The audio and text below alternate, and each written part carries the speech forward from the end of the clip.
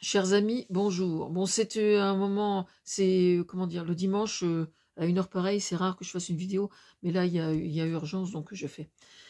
Nous sommes donc le 19 janvier, la veille de l'investiture de Donald Trump aux USA. Les pro-vie ne sont que des pro-vie de merde. Alors que demain, Donald Trump sera de nouveau investi comme président des USA et que les fondamentalistes catholiques, mais surtout évangélistes qui l'ont soutenu, revendiquent haut et fort leur attachement à l'interdiction et à la criminalisation du droit à l'IVG ici en France, aujourd'hui, leurs correspondants français vont tenter de faire entendre leur voix. Les pro-vie ne sont que des pro-vie de merde.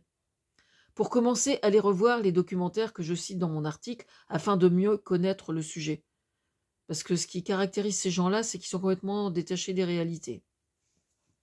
Donc c'est bien. Par exemple, quand on explique qu'un IVG est systématiquement quelque chose de traumatisant, toujours, non. Moi, je connais des femmes autour de moi. Moi, j'ai jamais ressenti le besoin de le faire, mais je connais des jeunes femmes ou des femmes autour de moi qui ont pratiqué des IVG et qui ne sont absolument pas traumatisées. Hein. Elles ont fait le bon choix au bon moment, elles ont pu le faire et elles sont fières de l'avoir fait. Voilà. Donc déjà, ça, c'est important de le dire.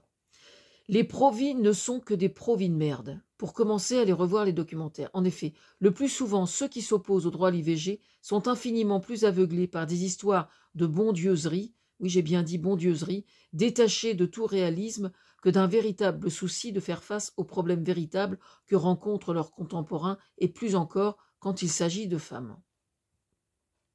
On ne peut que regretter effectivement qu'il n'y ait pas suffisamment de moyens au sein des plannings familiaux, pour permettre davantage de plannings familiaux déjà, et ensuite une consultation systématique d'un psychologue avant de permettre la pratique d'un IVG, quand il est demandé, ou comme on est en droit aussi d'attendre des cliniques privées qu'elles assurent elles aussi leur part de ce travail que certains cherchent à criminaliser au sein des services de santé.